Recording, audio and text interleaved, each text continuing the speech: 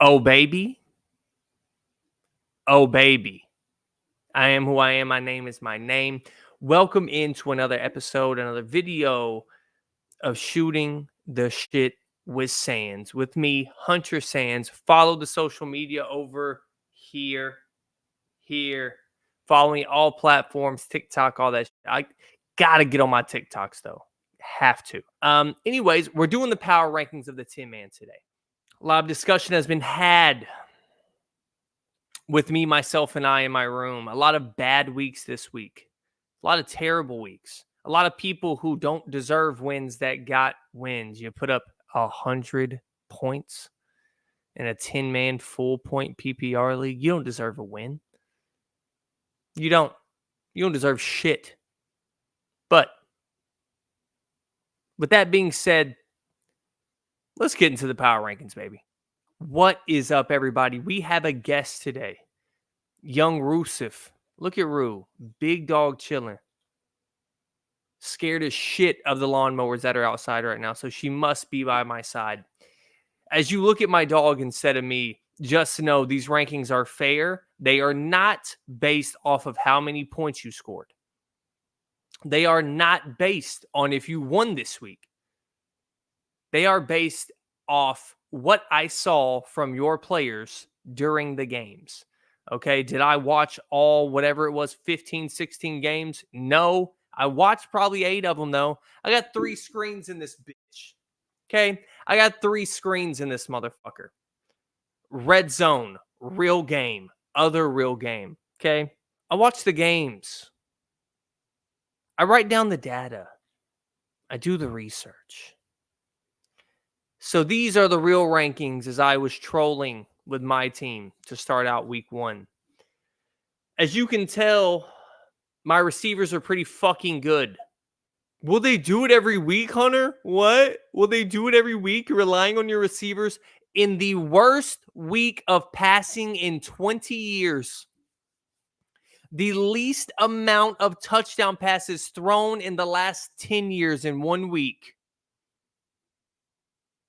my receivers did that. Would you like me to repeat it? The worst week of passing yardage-wise, QB rating-wise, all that. The last 20 years. Oh, the modern NFL, it's all passing and the stats are bloated. It's all because the preseason, the quarterbacks aren't playing, the receivers aren't playing, the starting offense isn't playing. The defense is ahead of the curve here. That's all it is. So I'm not taking the stats and everything into account. All right. My receivers did that on one of the worst weeks in the last 30 years. We're talking about 90s, baby. We're talking about Tom Brady not in the league type shit. Okay. That's what we're talking about. And my wide receivers did that. But we know. Into the rankings, number 10. Oh, this guy's team shit the bed. Christian McCaffrey gets hurt, and there he is. Olave Garden. What did I tell you about Chris Olave? What the fuck did I tell you? I'm not touching him with a 10-foot pole, and that's my cock. Add another 10-foot pole on top of that. I'm not touching that motherfucker. Put the strap on the cock. I'm not touching him. All right? Too many dicks. You homophobic, brother? You need to get with the agenda, fellas. God damn, I gotta stop laughing at my own jokes. Now, to Olave Garden, we have settled down. All right. Jaden Daniels had a good week. I think that as a Tampa Bay fan, watching him run, it is a thing of him leaving the pocket too early, and you don't care about that. But as a football fan, I can tell that coaching staff is going to reel that back a little bit, but they may cut into his instinct. So about Chris Olave, I hate him so much as a fantasy prospect. I just can't do it. He finished with 3.1 points in a game where the Saints scored 47.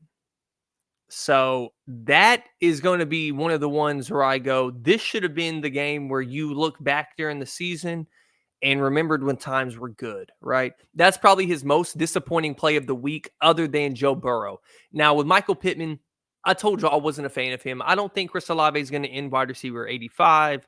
I don't think Michael Pittman's going to end wide receiver 58.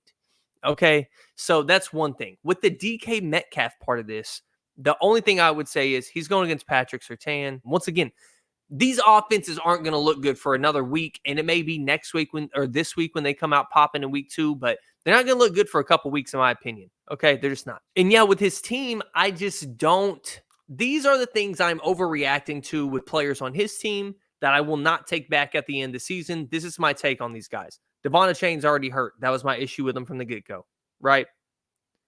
Chris Olave is not getting targeted on his deep routes, which they use him for a lot. Rashid Shaheed got a deep route, and Chris Olave didn't against that terrible secondary, that terrible roster. I feel like he does not get utilized properly in this offense with a shitty head coach in Dennis Allen. Is he the one drawing up plays? No, I know Gary Kubiak. His son, Clint Kubiak, is now the offensive coordinator. Not utilizing Chris Olave that day didn't make any sense. Mostly, once again, they put up almost 50 points. Okay, Michael Pittman, A.D. Mitchell, Alec Pierce got all of the deep targets. All right, Michael Pittman is going to live in that mid-range, that intermediate, that short game, which is totally fine. It's just like how I'll get to Stephon Diggs. We can get hype on the Stephon Diggs shit. He had 6 catches for 30 yards. So Michael Pittman is looking like a guy who is going to put up big weeks. I think his touchdown upside will be a little bit limited because A.D. Mitchell got missed twice on wide open touchdowns. Alec Pierce made 2 incredible catches, one leading to arguably the throw of the year, and I think that will stand for the whole year, close to, if Mahomes doesn't do something crazy. Caught a 60-yard touchdown from Anthony Richardson. Okay, and the one thing that gave me hope about his team, Christian McCaffrey was out. He still put up 77. That is not a bad week when a guy that drops 25 to 30 every week is out and you had a bad week. Does that make sense? Once again, Chris Olave is not going to average 3 points. Michael Pittman is not going to average 7, and DK Metcalf isn't averaging 6 points. So putting up 76 without the number 1 pick in fantasy, the best player in fantasy, I don't hate that, mostly because your roster, I mean, you had 2 guys score. It's crazy to see. He had 2 guys scoring double digits. I'm not, no offense. That's fucking hilarious. All right. I mean, nothing could get worse than this. And your 2 main running backs that you spent big time money on in the draft have now fallen into the abyss of the letters, right? The Q, D, and O's. That's what we're looking at here. And that was my issue with Devon Chain from the jump. And Christian McCaffrey, his body in the past has shown it can't be trusted, right? But with the 1 pick, you have to take him. And J.K. Dobbins, it isn't repeatable to me. I think he will have games like this, but he had 10 carries, something like that, for 120 yards, a touchdown, something. Let me look at his stats. Yeah, 10 carries for 140 yards and 1 touchdown. This is a man with less muscle in his legs. Whoa. I was about to say something horrible. Than me. I'll just keep it to me, roast me, right? Okay. On to number 9. My opponent this week, Kelsey's Cooks, Kyler's Books, number 9. His top performers, Debo, James Cook, and Kyler. Now, once again, this was a low day for quarterbacks. All right, it wasn't a good day unless you had Jaden Daniels, Lamar Jackson, those type of guys, those running guys, and obviously fucking Josh Allen. Jesus. And that went to my point of I think we underrate what Josh Allen can bring to a team in fantasy with Anthony's team, but we'll get to that. Listen, Amari Cooper, I told you I'm not an Amari Cooper guy. There's a reason, and games like this are the reason. And we can blame it on the quarterback, but he's had the same quarterback for a couple years. And I am still holding out hope for Deshaun Watson. I don't know why. I think it's because I witnessed him be a top 5 quarterback in the NFL for a year or two. It's hard for me to go like, no, he's a bum now. And I said that last year. I'm giving him probably 4 weeks of this season before I make a verdict on Deshaun, and that will affect Amari. But I'm not going too harsh on Amari right now. I'm not. So that's that. In Houston with Tank Dell. Tank Dell is going to be the most annoying motherfucker to have in fantasy. With his depth of target that I saw in person with my 2 eyes on the TV screen, that was the local game for me, was Houston, Indianapolis. He is going to be a guy that is Tyler Lockett for this team to me. He's the guy that's going to have 6 catches for 48 yards, or he's going to have 7 catches, 182 yards, and 3 touchdowns. That's going to be him. All right. And you don't hate that, but with the unreliability of the other targets, we don't know. Okay. With Travis Kelce, not going to make any bold claims here. I see it going towards the outside more. Maybe they'll get focused on those guys because he may have a league winner here with Xavier Worthy, though, honestly. You're looking at a guy with obviously Pat Mahomes, no Marquise Brown for the first, 3-4 weeks? That's what they said. And it isn't because he's out, he's going to ball out, and he will. I'm saying that isn't the reason I think he's got a league winner. I'm saying the rapport will grow with Mahomes in these weeks that Hollywood Brown is missing if he gets those targets. Now, once again, it's week 1, guys. There's no need to overreact here. There's not one reason to overreact. But the week that he put up 84 points, very unimpressive. A lot of teams did very bad this week. And I think the cream of the crop rose to the top. Huh? What? Debo, great pickup. I love Debo. I said during the draft I liked him. I just never take him for some reason. Now his worth has gone a little too high in fantasy drafts for me. With Tyler Lockett, he is the 3rd receiver on that team now.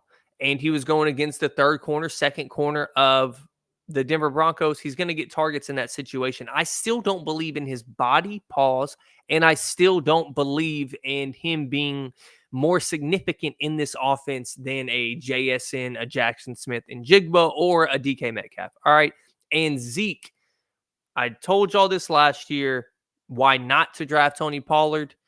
And it's because Zeke wasn't there. Now Zeke is going to get all the goal line work. Like I said in those videos, CD's goal line touches, all these catches he would get from inside the 5-yard line, the Jake Fergusons of the world. I have him in our league, I believe. They aren't going to get those touchdown reps as much as they were previously. So those guys are going to take a dip. And Amon-Ra gave him 4 points. I don't even know I don't think he scores under 10 the rest of the season. I'm not kidding. So that's that. James Cook coming out with 13. And Travis Etienne fumbled a touchdown out of the end zone. You're looking at a completely different week for him. If Amon gives you his average of 15, and Travis Etienne falls in the end zone for a 20-yard touchdown or a 10-yard touchdown, I mean, he's got 100. You know what I mean? Looking at the team a lot differently. So, not overreacting. To the next team. Number 8, LD, the Sin City Ballers. Right where I put him at the preseason, I believe his running backs did amazing for him. But other than that, his team was quite lackluster. Not fun to watch. Cowboys were blowing the shit out of the Browns. It wasn't even competitive. They took their foot off the gas. You could tell. Just didn't want to turn the ball over late. Didn't want to, make dumb plays, get people hurt, stuff like that. Marvin Harrison Jr., go watch it. Go look it up on YouTube. Go look it up on Twitter. Look at those routes. No separation. And this is why I was timid with drafting a rookie at that position, just like the running back position. With wide receivers and that premium of a pay, that's premium grade shit right there. What he got Marvin Harrison for. So with wide receivers and corners and running backs, it has to do with health. With wide receivers and corners, it has to deal with adapting to the game as a rookie. It's the hardest position to adapt to as a rookie, probably other than quarterback, obviously, and O-line. Those two positions are two of the hardest to get it right when you step into the league. Am I saying he's going to put up 1.4 next week? No, I'm not. But I think he will struggle early and then maybe become a huge upside pick for LD. I think with LD's team and how it looks now, it is going to look like this a lot of weeks. I hate to tell you, it's going to look like this a lot of weeks. With the subs coming in, you get a Najee Harris, whose stat line will look like this a lot of weeks if he doesn't fall in the end zone. He is a 15 to 25 carry guy a game, which is what you want, volume, and he's his backup running back, so I'm not hating. But when he needs a sub, it's not going to go well unless he falls in the end zone. Jamison Williams with a 24-point week. It's not like he's out there getting spammed. They went against LA. They schemed to stop star players. Sam Laporta didn't go off. There's not going to be a lot of weeks where Jamison Williams is putting up 24 points, in my opinion. With his running backs, Jerome Ford, I see a lot of consistency coming from Jerome Ford. Do I think he's going to average 19? No, but I see a lot of 12 to 20-point weeks in his future. Aaron Jones, he stood on business. He told me to shut the fuck up. Once again, I don't think his body lasts, and it's week 1 for a running back, another position where you can't say, yo, look at him going crazy. Joe Mixon just had 1,000 yards in one game. He hadn't done that for the Bengals in how long? New place to be. He's motivated for his first game. It's the first week of the season. He's healthy. They're healthy. They're not beat up yet. Who can stay consistent until the end of the season? Those are the real guys. And we're going to see. We're going to see because I don't think Aaron Jones can keep this up. CD had a bad game for his standards. 14 isn't bad, but CD's going to have his games. I just see the run after catch, yards after contact going down a tad bit. So he's not going to finish in the top 3 to 5, in my opinion. Dak Prescott didn't have a bad game in real life, like a good game in real life. Kind of stats weren't amazing, but if you watched the game, you saw he made good decisions, went against a really tough defensive line and defense in general, still played very well, but stats weren't there. He's going to throw for 4,000 yards. He's going to throw for 30-plus touchdowns. He's going to get you what you need. I think Kyle Pitts, we're going to have to see. Drake London, we have an issue here. I think that's the real issue with LD's team. He's going to sit here and try to choose between these guys for a while, I believe. And it's going to hurt him. So that's LD's team. Let's move on. Coming in at number 7, leaping up the charts. My team. Yes, me. At number 7. I try to tell you guys, okay? Try to tell you. Now, with Garrett Wilson, I am worried because A-Rod does not look right. I think Aaron Rodgers was going to come out here and toss for 300 a game, 250 a game. I knew he would be a game manager-ish type guy, which is what he's doing with the Breece Hall touch count went up again. Still not an efficient runner of the football. So we'll see how that pans out, by the way. But we'll get to that. Now, Patrick Mahomes, not a good week for quarterbacks. Once again, I faced Lamar this week. Not fun. Or I faced Anthony Richardson this week. Not fun. Patrick Mahomes, gonna ball out this year still, in my opinion. Zamir White, does it worry me a little bit? Yes. The Zamir White thing is worrisome. Just off like how he's used 1 and 2, the volume is there, but nothing's happening because the roster's so bad. Now, we'll have to see how that develops. I think some of his games will go up and down. But that's why I got a guy like Tony Pollard. Just a lot of touches, right? 20 touches. He got 19 touches, basically a point a touch. That's what I was looking for with a guy like Tony Pollard because, once again, I know all my picks aren't going to hit. I know they're not. I'm not dumb. In the moment, do I think so? Yes, I do. Now, we're looking at Calvin Ridley here. Does that like scare me? Kind of. Will Levis did not look good. He also missed Calvin Ridley on a touchdown. So it was a deep target too. I think Ridley's out there routing people up. I think he is. And I'm still curious on who throughout the season are the defensive teams going to be looking at DeAndre Hopkins more on the outside and using the number 1 cornerback, or are they using the number one cornerback on Calvin Ridley? Because just out of respect, you would think it's DeAndre Hopkins. I don't know. I think I'm getting a lot of the two corners, to be honest. I think I'm getting a lot of the second corners from the defense. So that's also why I picked him kind of behind my brain. Like, he is the number one option on that team, but the defense will look at it as a number two option. That's kind of how my brain was working with picking Calvin Ridley, just to explain it. Garrett Wilson, I think his target share is going to be massive, bro. Big target share there. And with just the types of throws that Aaron Rodgers was throwing at him, I know he's going to have a big year. I know he is. So I'm not worried about Garrett Wilson either. And Mike Evans did Mike Evans things, 2 touchdowns, and Tyreek did Tyreek things. Now, with the defenses, I'm just going to start streaming defenses like Michael. If you're not going to change the rule, I will take advantage of the rule. I will. And I don't have a problem with it. I don't. I'm going to do what I have to do.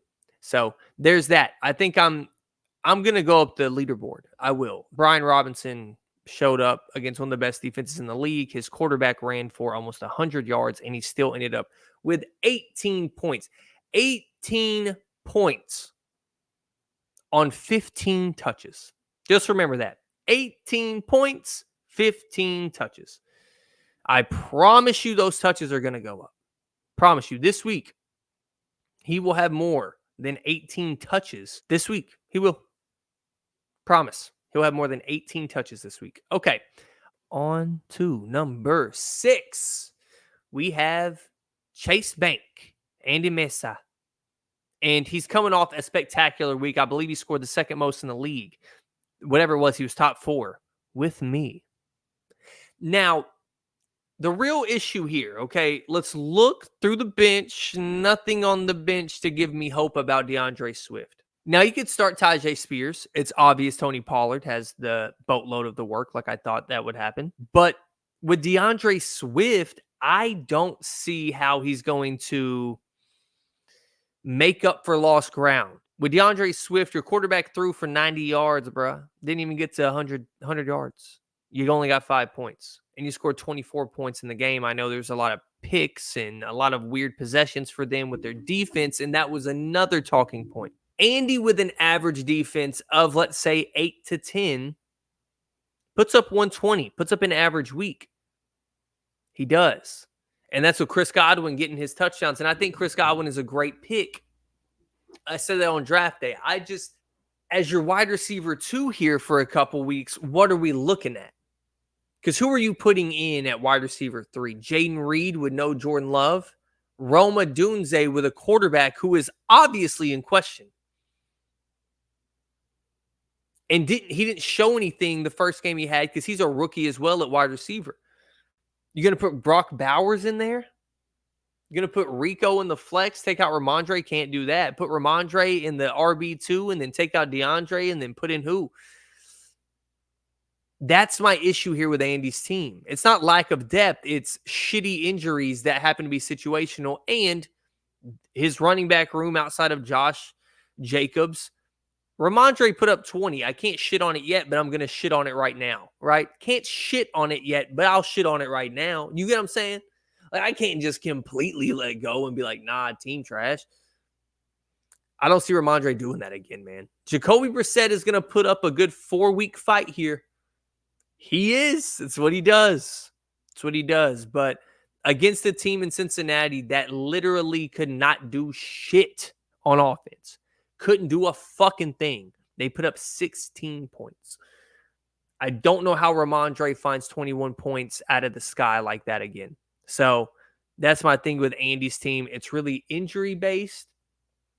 And I'm giving him credit for the win by not putting him so far down, right? I didn't shit on him because of the injuries. He had a great week. Was it based on defense? Yes. And his quarterback and a fucking flex? Absolutely. But Jamar Chase will make up a lot of that ground. He only played what? He played less than 30 snaps on Sunday and had 12 points. He played less than 30 snaps and had 12 points, guys. So I'm not giving up on Jamar Chase because he's going to be putting up 20 a week. So, and Chris Godwin's going to have some good output. But we'll see. On to number 5. I'm going with Christian. And here's why. I think his flex is a up and down, but that is a flex, right? Like the people above him have more reliable things at the flex position. That's why I'm splitting hairs when it comes to like the top 5, top 4. And the Derrick Henry thing, I believe, is real. I hate to say it, it's real. I think they are going to lighten his load a lot. It's opening up way for a guy I'm about to pick up on the IR. Fuck it. I'm going to pick him up by the time this video comes out. Keaton Mitchell. It's opening up everything for Keaton or Justice Hill. Now, Justice Hill is the temporary third down back and in passing situations, but we saw him a lot more than that. I mean, we saw him outsnap Derrick Henry. I think Keaton Mitchell will do that. And it's not going to be every game that Derrick Henry gets outsnapped. It's a shitty game script. They're going to be up in a lot of games. I think that's what everybody's losing. But I will say, if they're in close games, Derrick Henry will not be in there. He wasn't in the 2-minute drill, the most important part of the game, and they're only down 7. They weren't down 2 possessions. That's the issue. But later in the season, I truly believe Derrick Henry will go fucking apeshit ballistic. I really do. Christian Kirk's targets were not there. They weren't there. I don't know why. I don't know how. They just weren't there. They had a lot of passing attempts. They were trying to get the ball down. He only had 4 targets. So it's a weird thing there with the Jags. But in all honesty, I think Christian Kirk is going to be just fine. It was just sketchy watching it. And then with Justin Jefferson, I think we see the limitations on his ceiling now. There's still a limitless ceiling, in my opinion, but you can kind of see the glass. They didn't scrub it. You're like, whoa, hold on. I think that's a smudge up there. Like the glass ceiling isn't flawless right now for Justin Jefferson. And with Jalen Hurts, what did we see inside the 5? Saquon. I said this why I didn't want him. And it wasn't because I think he's going to finish outside the top 5. I think Jalen Hurts is still going to get rushing touchdowns, just not 12 of them, just not 10 of them. I think he's going to get 6 to 8. It's because I think they were pissed about their quarterback being hurt the whole season last year, and he still finished QB2. I think they were mad. I don't think they want that to happen. They realize that their quarterback has to be healthy to be successful. Duh. And Isaiah Pacheco is just a solid pick. I think he's going to be great the whole year. He's going to do this to me, this like 16, 12, 16, 18, 25, 14, 15. And he's going to end in the top 10. He's just going to be purely consistent because, as you can see, they're just relying on him a lot. But yeah, Christian goes down a little bit. And with Zay Flowers, I saw a lot out there. I think Zay's going to do very, very well this year. But Christian Watson in the flex, and with those receivers outside of Justin Jefferson, I'm skeptical. With Derrick Henry, I'm skeptical. I'm like 90% sure that he's going to be totally fine, but there's a little 10%, 15% window in me that's like, oh, hold the brakes here. You know what I mean? It might get bad for Derrick Henry. But we'll have to see. On to number 4. At number 4, we have a surprising pick here. Zachary Bates, Breece's Pieces. Now, you're going, dude, listen. He fucking put up 119. What are you looking at? Let me tell you what I'm looking at. I saw Jalen Waddle get up slowly in a game where they scored 20 points. The Dolphins scored 20 points. And let me tell you, that first half was some of the worst offensive football I've ever seen. Jalen Waddle ended with 16. Still ended with 16. Had good deep balls, had a lot of good targets. Devontae Adams is worrisome. It is worrisome. Okay? 11 isn't bad. And I think that is kind of his floor, is 11 to 12. That's his floor. And he got his floor. Alvin Kamara seems, I know it was the 50-point game versus Carolina. This seems like a thing. Alvin Kamara is just going to get a dunk down from Derek Carr. Look at Josh Jacobs' best season came with Derek Carr. The most catches he had in his career, the most yards he had in his career was with Derek Carr because he's a bum. I don't give a fuck what that score says. They played Carolina. That is the Saints. They are ass. All right. But I think Alvin Kamara is a bright spot in that offense. Just stats wise, I think he's going to get 7 to 8 targets close to a game. 6 minimum. He's going to get thrown to out of the backfield a point every time he touches it. So, and with Evan Ingram, I don't believe that's going to be real. He's not going to have 1.5. He's one of the best tight ends in fantasy last year. There's a connection with Doug. There's a connection with Trevor. They're looking for him. They're looking for him. It's not going to end that way. With Terry McLaurin, he had a rough day at the office. You know why? He has a rookie quarterback who refuses to sit in the pocket. Saw a film breakdown on the Bucks. Reds. Whoa, cancellation? Not over here. My papa was an Indian. R.I.P. R.I.P. Papa. Now, he was, though. He was a Native American. They don't like being called Indians. It's fucked up. Indian people are the ones that they're making fun of online for shitting everywhere. Just to settle that debate, didn't have to go there. Don't know what the fuck I'm talking about. Now, with him, they showed the film. He's wide open a lot of times on a lot of deep routes. His quarterback was bailing too early. I'll try to add the video here if I can re-find it on Twitter. It's impossible to find it. Terry McLaurin was getting open and had a hell of a day. It was just he did not get the ball. And if that stays consistent, we are looking at a big dip for Bates. I'm also very high on Terry just as a player. All right. 6th round, undrafted guy, whatever he was, 7th round, turning into an elite wide receiver. I love that story. Breece Hall showing his fantasy value against a San Fran defense with the best linebacker with no competition. Fred Warner, one of the best. I mean, they're one of the best teams everywhere, every level. He still put up almost 20. He did. Now, I wanted to dip Bates for the Jordan Love injury.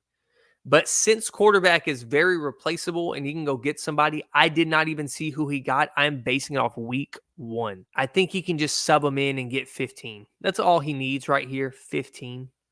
Right? Kenneth Walker going for 20. I think that stays consistent. Nobody's going to average 20 a week other than Christian. All right. But him being in that 14 to 18 range seems almost permanent to me unless he gets hurt, which could happen. But he's not hurt right now, so I can't shit on it. All right? Can't do it. And the other thing I'm taking into account is the depth. It is the depth of this roster. Austin Eckler was in there a lot as a Brian Robinson owner. He was in there a noticeable amount that if you watch the game, you go, fuck. He's going to take something away from Brian. David Montgomery, they're still going to Pound Town.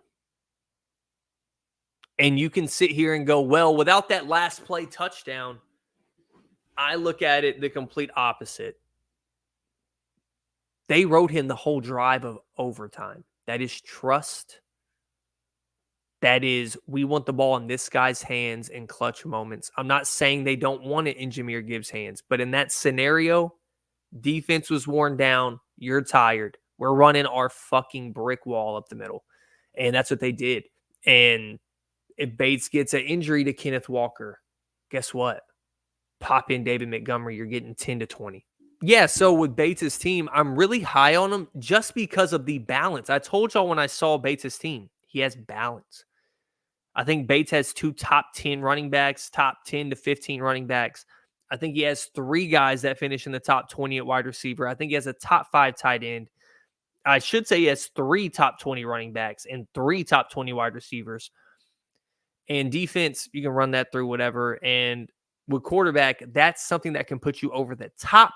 But to stay alive, Bates won't have to do that much here. On to number 3. We are going to go with Anthony's team at number 3. Now, issues with Anthony's team, okay? There's only a few. Dalton Schultz will not touch that ball. We know how I feel about tight end, right? Deontay Johnson, from what I saw week 1, there's a difference between being rusty, playing poorly, and being the worst team in football. There is a difference. And that Panthers team is really, really fucking bad, guys.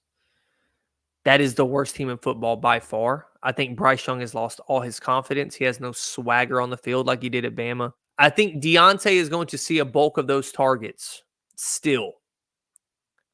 I don't know what they're going to go to. What do they come to? Honestly. What do they come to? My thing with Stephon Diggs, after that first week, I almost already see the roles of these wide receivers. Stephon Diggs most likely is going to be the technician of this group. He is going to be the guy on 3rd and 4. We give him a 4-yard pass over the middle. He's going to fall down. It benefited Anthony in the sense that they had a lot of 3rd and goals inside the 5. And they went to Stephon there because he can get open. Stephon is still one of the best route runners in the league. I just have a concern with his output. I love the Rashee Rice pick now. I love the Rashee Rice pickup. It just seems as though that's his check down. That's Mahomes' check down guy. And with how much they pass, if you had the check down guy in that offense, like we saw on last Thursday, that is enough output to get you 17 points, 15 points, 12 points on a bad night, 6 for 60. And you get an opportunity to create plays out of the slot. And I think Rashee Rice is going to be the most consistent target on this team, including Travis Kelce. All right. Brandon Ayuk with the contract holdout.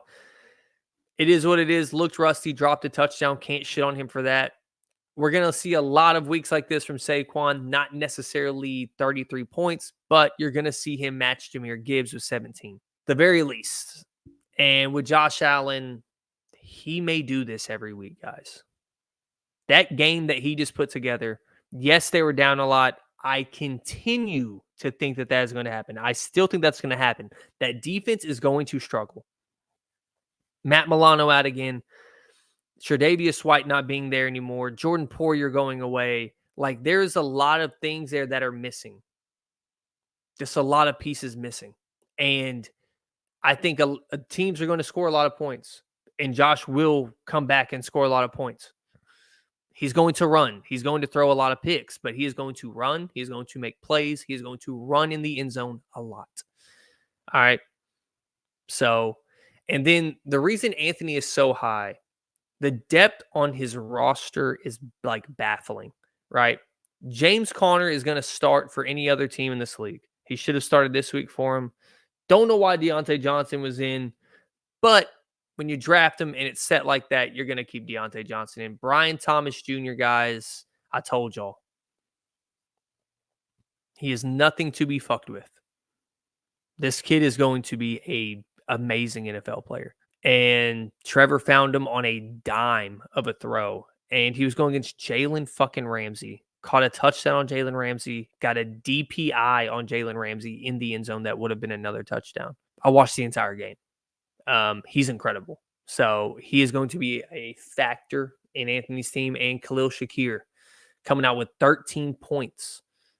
13 points his first week as the number one guy over there. And Jerry Jeudy, I think, is still on my sleeper list to have a great year because having those 12 being down all that game, I get it. His quarterback played awful. He still put up a double-digit game. Yeah, I'm just really impressed with Anthony's team. And once again, the depth. So on to number 2. We got Snaquan Barkley. Who gives a shit? I'm not going to talk about the quarterback. Once again, it was a rough week for quarterbacks. Terrible week. So those are the position. Those positions are kind of hard to judge right now. We know what CJ Stroud's going to do on a weekly basis. He put up 29 points. It seemed like a rough game. All right, so that's all I'll say. Jonathan Taylor. I'm actually optimistic about Jonathan Taylor. I don't know about health, but just being on the field and being productive. Now, 11 points isn't impressive, but they had a lot of weird drives. That, once again, that was my local game that was on CBS. Watched every snap of it. A lot of big plays in that game. It was either like a really short drive for the Colts or just a Anthony Richardson bomb. So I'm not going to have a real bold takeaway from that game. Rachaad White, still a complete weapon out of the backfield. He is still piss poor at running the football. Go look at the runs and the yards between him and Bucky Irving. That is a rookie behind the same line as the veteran, all right? He's just not a good runner with the football, but when he gets in space and he can navigate with some blockers, he's very good. And I just don't see his reception count going down, and I thought it would. So He's probably going to end up with 60, 70 catches again this year, which is going to be amazing for fantasy, obviously. A.J. Brown. He did A.J. Brown things. That's what he did. That's what he fucking did. Nico Collins. Nico Collins only had 7 targets, still put out 17, man. He is their number one. I can see it from the first game. I'm telling you, he is their number one. I can't. It's obvious. It's more than obvious. And once again, the depth of target this guy sees is scary. He is just a deep route monster, and he is always open on him. It makes no sense. Ladd McConkey, to me, had a chance to be the number one in the offense. It's showing that he most likely will be. It is. And it fits perfectly within the system that Jim Harbaugh runs, right? Run the ball heavy, kind of get things going when you need it. Like Justin Herbert just made a lot of really clutch, really big third down throws in that game that I liked a lot.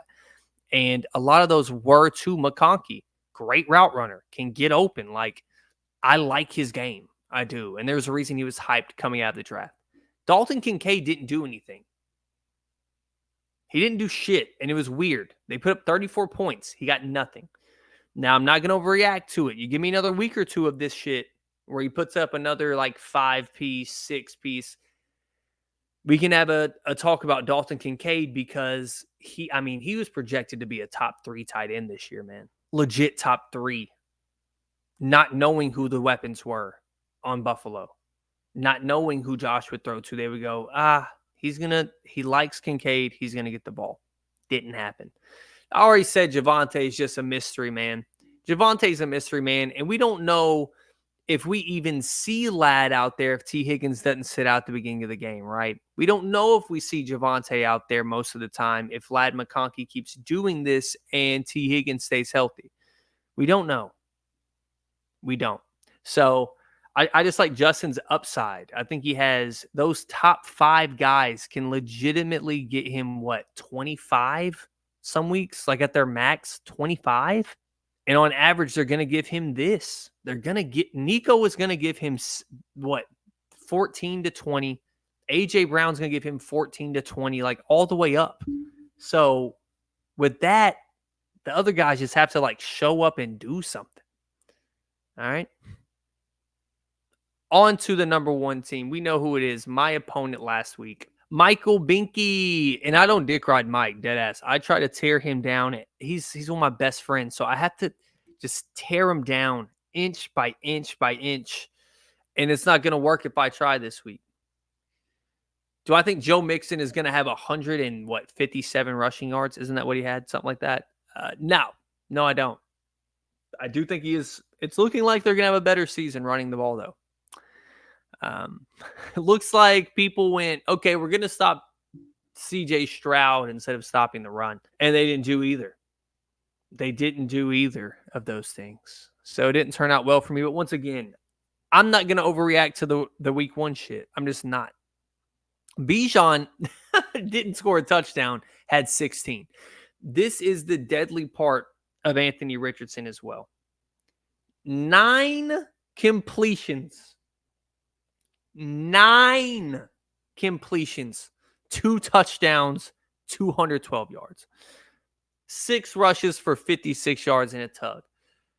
That is such a Cam Newton stat line. It's crazy. Even though Cam Newton was obviously a very good passer in the NFL during his MVP year, he was a fantastic passer, but it was really like Anthony Richardson, the deep ball and RPO plays.